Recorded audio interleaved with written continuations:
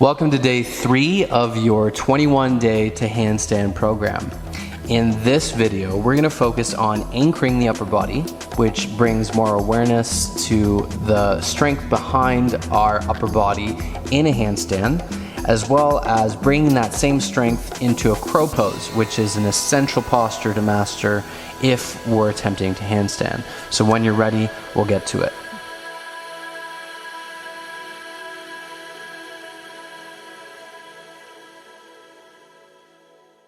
Again, anchoring.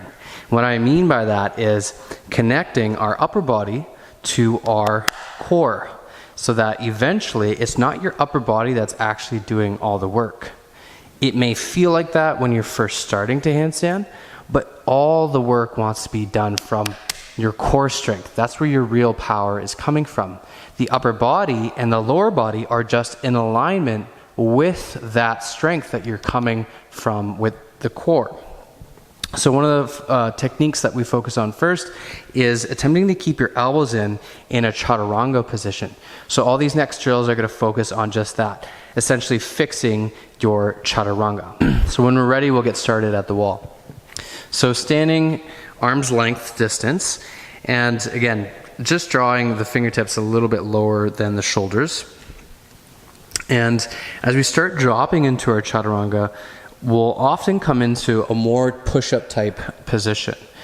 And this will happen where the elbows pop out. So what we really want to focus on here is keeping the elbows in. And when I'm bringing my elbows in, I'm drawing all that pressure, all that weight back to my top 4 abdominals.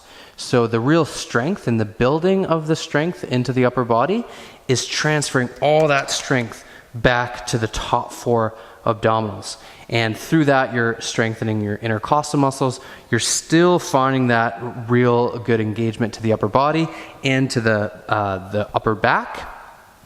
But all of that wants to be transferred right into the top 4 abdominals. So our chaturanga is going to be the best way to focus on that. So keeping your elbows in, very slowly, I just want you to come in almost as if you're coming into a little baby push-up against the wall. Press yourself back.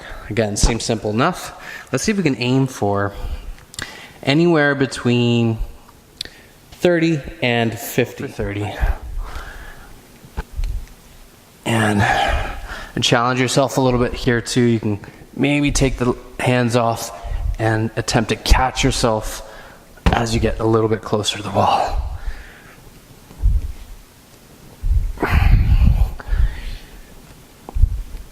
Keeping your elbows in. You almost want to feel as if they're digging into the rib cage. And you'll start to feel not only the chest and the anterior delt, but you want to feel, again, the triceps and the lats. Everything should feel as if it's working together. So your upper body is like one muscle, and it's all equally engaged, equally balanced. Good. So we can go for 10, 9, 8, 7, 6, 5, 4, 3, 2, 1. Good. Now there you should have really felt your inner elbow start to activate. So this alignment generally just goes through all our weak points and strengthens those weak points. So the inner elbow might be one. It may have activated just the tricep or part of the serratus muscle. But just enabling us to get those elbows in really tight in our chaturanga position is really going to help us move forward towards anchoring the body and transferring that strength into a handstand. So this next drill is really going to help us to anchor the upper body as well as keeping those elbows in our chaturanga position. So in a child's pose, I want you to start dropping the forearms down, and the idea of this drill is to get the weight from the forearms into the palms of the hands. And to do this, we're finding that sufficient anchoring strength so that we can start to feel, again, the tricep, the lat, and the serratus muscle, as well as your top 4 abdominals so that we can start to feel that nice chaturanga position. So with straight arms, you don't have to reach as far forward as you can. Just straight arms sitting back onto the glutes. I want you to drop to the forearms and then transfer the weight from forearms into the palms. Move your chin as far forward as you can. Keep your elbows in nice and tight until you really feel your top 4 abdominals start to activate, and press yourself back. And again, move forward and back. Forward and back. Let's even go for 2 more.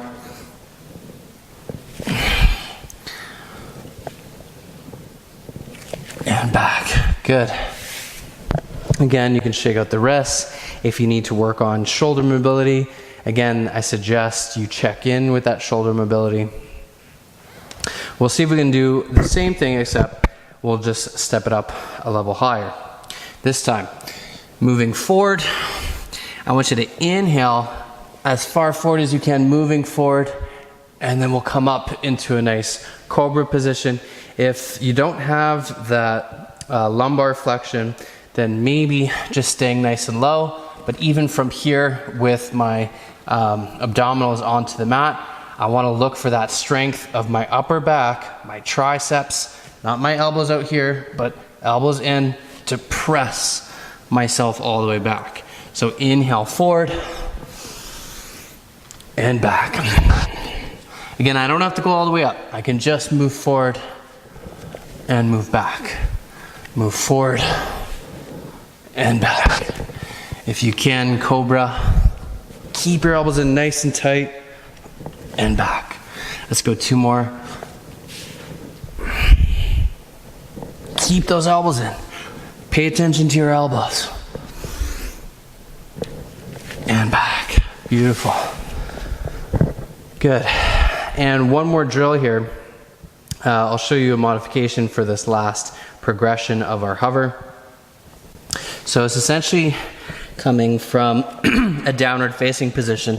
Now, if the feet are wider, and we'll talk about this as we start getting closer toward the handstand, if the feet are super wide, your hips are lower to the ground, which makes it a little bit easier. Also, when we start handstanding, if the feet are separated, it makes it a little bit easier to control. When the feet are closer together, a little bit harder. So similar to our handstand, start with the feet out a little bit wider, and then as you finish one, you can start to bring the feet in a little bit closer. So from here, almost a wide angle downward facing dog. So my feet are completely off the mat. I'm gonna drop onto the forearms into a dolphin. And again, feet out nice and wide. From here, attempting to lift my elbows, move forward. If I need to, I'm dropping my hips. If I can, I'm staying up onto the big toe. Coming back down, dolphin, and up. So if that wasn't too bad, see if you can bring the feet in a little bit closer, about hip distance apart. Dropping, dolphin, chaturanga, and up, and back. Dolphin, and downward facing. Now again, this track, this line that we're trying to feel is going to strengthen not only the anterior side, but the back body as well. So I often practice these again as I start working up towards my handstands, just to feel that upper body strength, the back strength as well. So we'll see if we can focus a little bit more on this. If you're still stuck on that first one, continue to practice that. We'll see if we can do 2 more rounds of whichever progression. So either coming straight forward and back, coming up and back, or from downward facing, dolphin, chaturanga, up and back. Okay, so whichever one you want to eventually work up to that last one. We'll see if we can focus. Let's just do 6, and we'll do 2 more rounds of 6, whichever one, and play around. If you tried it once, maybe at the end, just see if you can go that step up. So we'll see if we can do 2 more rounds. And again, we're inhaling as we move forward, exhale for that little bit of strength as we start to come back. So inhale exhale. You'll notice coming back might be just even a little bit harder than coming forward. 2, 3, 4. Again, triceps engaged, elbows in, top 4 abdominals, attempting to take the majority of the weight. Good, let's do one more.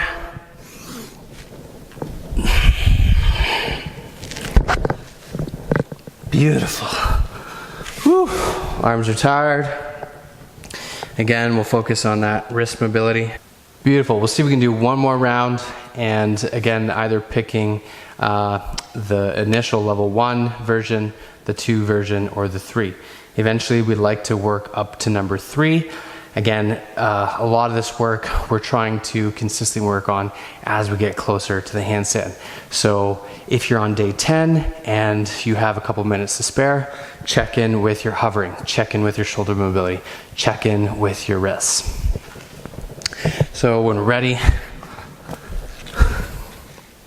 inhale, look for fluidity and consistency in the breath.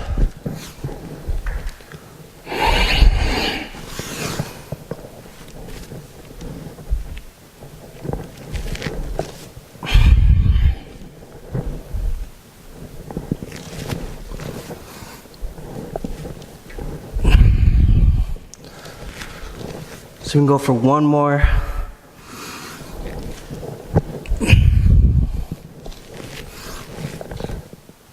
So to another great anchoring technique, we'll be on our knees for this one. So setting yourself up with a nice hero's pose. I want you to place the hands nice and close to the knees, and the idea here is to feel that anchoring that we just built up. Everything kind of like in that V shape where we're drawing everything back to the top 4 abdominals, as well as in this specific drill, we're trying to find a little bit more back body engagement, including the lats and our serratus muscle, the muscles that control the scapula going in and out. We're going to work with those muscles quite a bit as the days progress, but here we're just attempting to feel that anchoring without putting too much concepts behind it. Okay, so we're going to place the hands nice and close to the knees, and I want you to bring your chest down toward the quads, and as you lift up, you're going to attempt to keep your knees as high up towards your chest as you can. So pressing yourself almost just like a little push-up. Both knees are off, and I'm going to drop back down. Again, I don't have to fully straighten the arms here. I'm just attempting to feel that anchoring. So we'll see if we can do a total of 8. We'll do 2 rounds here. Exhale as you press. 8, 7, 6, 5.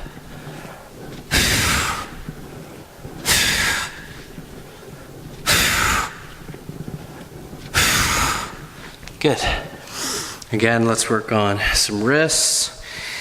If the shoulders still feel really tight, maybe pause the video.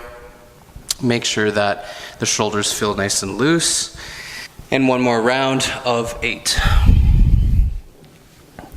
Keep those elbows in nice and tight. Again, this time a little bit more back body involved. Pressing. 8, 7, 6. Dig the index and the thumb. 5, 4, 3, 2, 1 more. Good. You can shake the arms out, work on the wrists. And we're aiming for full breaths in all of our movements. Beautiful. Now that we've kind of tapped into our anchoring, we're going to see if we can try and find the sort of apex of what an anchoring sensation should feel like. And I'll just show you a quick little demonstration here as I jump into a crow pose, as I slowly and controllably jump into a crow pose.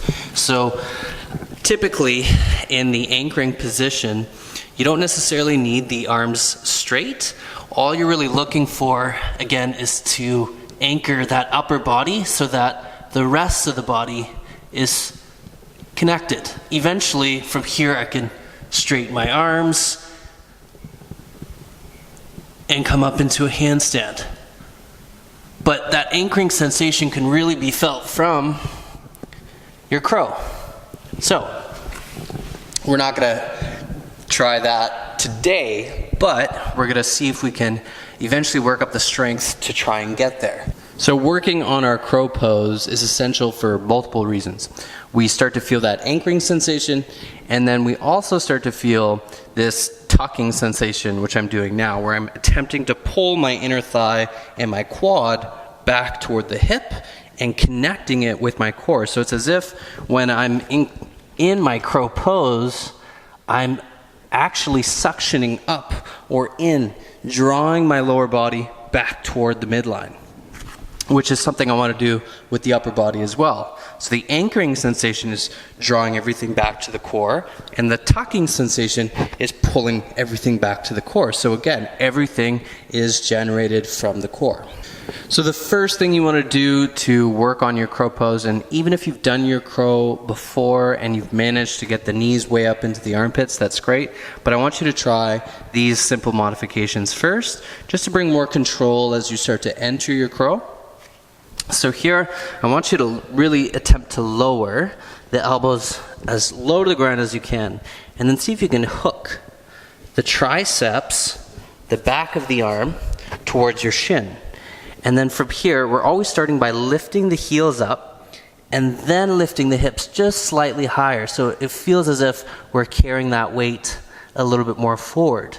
So see if you can pick up one foot, point the toe, and drop back down. We'll just see if we can do 8 of these, 1 to each side.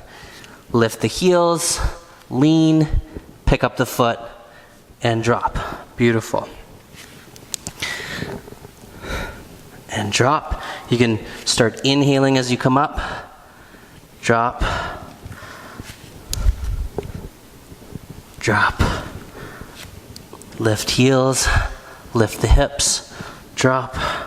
1 more to each side. Start to feel that tucking sensation. Good. So if you have a hard time with these next few progressions, I suggest that you continue to practice them until you work further up your crow pose. If you can this time, instead of just bringing up the 1 foot, we're going to attempt to bring up both feet. So getting those elbows in nice and low, hooking tricep to shin, lifting heels, lifting the glutes and the hips up just slightly, and balancing in, just looking to find balance. Holding that anchoring position, and then dropping back down. Again, same thing, we'll see if we can aim for 8, just coming in and out, not attempting to hold it quite yet. Inhale up, see if you can lift the feet, and drop. Lifting up, and drop, that's 2. Again, really attempting to feel that tucking sensation, inner thighs, belly connection. Let's go 3 more. 3, 2, and 1. Beautiful, beautiful. This time we're going to practice our crow, bringing the knees way up into the armpits. So rather than hooking the shin with the tricep, see if you can place your armpits directly on top of the knees. And again, we're coming in that same way. This time we'll see if we can actually hold our crow pose for 3 deep breaths. So leaning in, lift your hips up nice and high. You're going to lift the heels, and then just leaning in. If you can, both feet at a time, and holding. Again, 3 deep breaths here. Maybe starting to gaze forward.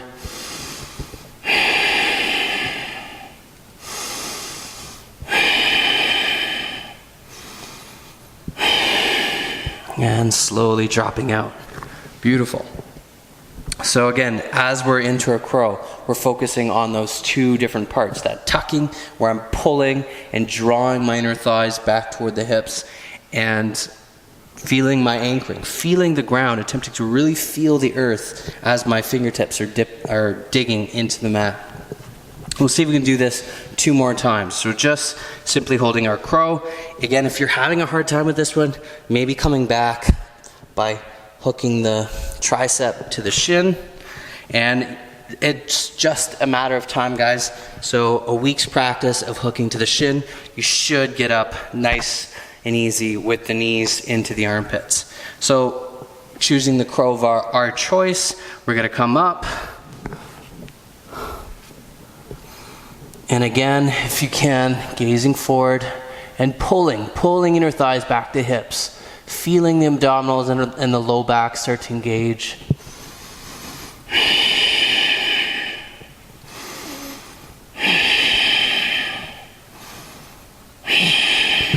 And drop. Beautiful. If the legs are getting tired in this position, you can always stretch the legs out a little bit. But again, this is a pose, just this pose right here, our malasana, our deep squat, that's going to help us get into our tuck handstand and as well as our crow pose. So we'll see if we can go for 1 more here. Knees nice and high into the armpits. Lift the heels, lift the glutes. And rather than just coming and lifting off the balls of the feet, so you can come up to the big toe, then pull the feet off. Then gaze forward. 3, 2, 1, and drop. Beautiful. Again, if you need to, you can shake the legs out a little bit. Good. So just taking a quick look at our crow pose today. And just to finish off here, we'll see if we can just kind of play around with the crow. So whether it be with the elbows hooking the shins nice and low, or knees way up into the armpits, we'll see if we can go into some crow walks. So here, coming up into your crow, I want you to lean forward. You're going to pick up the feet and then attempt to just drop the feet a little bit further forward, closer to the wrists, and then drop malasana. Again, you can do this from the triceps and the shins. Lift, bring the feet just slightly closer, and notice how I'm making my way up the mat. Again, I can either do it from down here or from up here. Lift, come a little bit more forward. So I've made it to the front of my mat. Now let's see if I can go backwards, just attempting to bring the feet a little bit further back from where they started.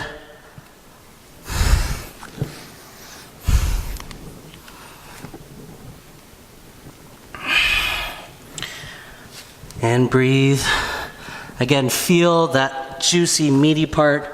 That's going to help with your anchoring. This little portion where we feel between the index and the thumb.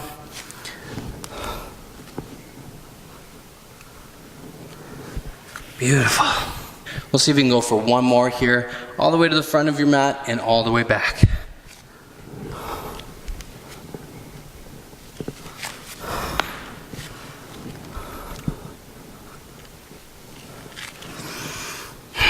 Find your breath.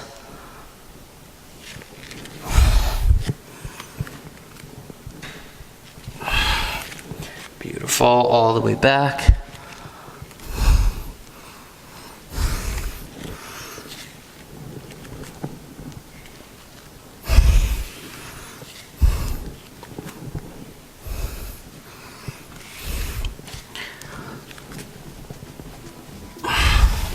Beautiful.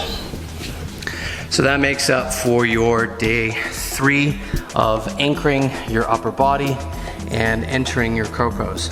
When you're ready, you can make it to day 4.